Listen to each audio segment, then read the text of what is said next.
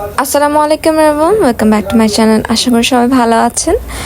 তো অনেক দিন ধরে রেসিপি দেওয়া হয় না, আজকে একটা খুব মজাদার রেসিপি নিয়ে হাজির হলাম। আজকে দেখাবো বড়ই মাখার রেসিপি। খুবই মজাদার এবং লোভনীয় স্বাদের এই বড়ই মাখাটা হয় আমার। তো ভাবলাম যে আপনাদের সাথে রেসিপিটা শেয়ার করা যাক। খুব সহজভাবে খুবই কম উপাদান দিয়ে মজার করে বানানোর চেষ্টা করেছি, আশা করি আপনাদের ভালো লাগবে। তাহলে রেসিপিটা শুরু করা যাক। প্রথমে আমরা বড়ই কয়টা নিয়ে থেতলে নেব, দুইটা দুইটা করে আমি সব বড়ইগুলো থেতলে নেব এভাবে শিলপাটার মধ্যে। শিলপাটা অথবা অন্য কোনো কিছু দিয়েও কিন্তু আপনারা থেতলে নিতে পারেন।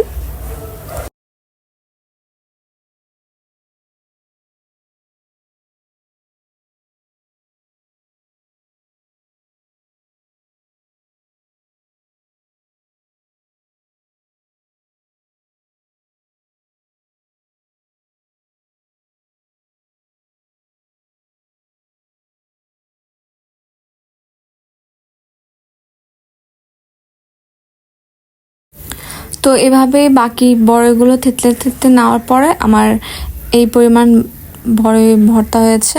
এখন আমি এখানে দিয়ে দিচ্ছি ধনিয়ার পাতা, একটু বড়ের সাথে আর কি ধনিয়া পাতা আর মরিচ বেটে নিচ্ছি।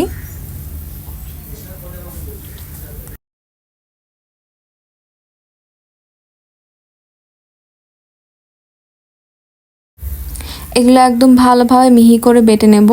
এই যে দেখতে পাচ্ছেন কেমন হয়েছে, গ্রিন গ্রিন। এখন আমি একটা বাটির মধ্যে ওই বড়ই মাখাটা আর এখানে শুকনো মরিচ ভেজে নিয়েছি, তারপরে নিয়েছি চটপটি মশলা, চিনি, লবণ, তারপরে এখানে জলপাইয়ের আচার। এখন শুকনো মরিচটা আমরা লবণের সাথে ভালোভাবে মেখে নিচ্ছি হাত দিয়ে। হাত ব্যবহার না করলে কিন্তু ভর্তার আসল টেস্টটা আসে না।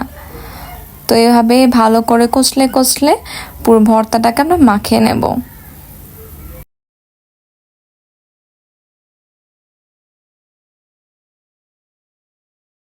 আপনারা কিন্তু এখানে তেঁতুলও ইউজ করতে পারেন।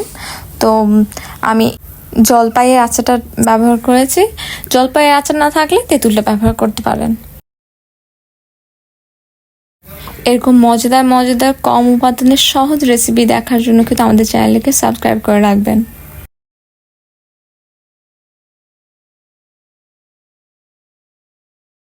এই তো আমার বড়ই মাখা হয়ে গিয়েছে, দেখতেই পাচ্ছেন কি মজাদার দেখতে লাগছে, আবার খেতেও কিন্তু অসাধারণ।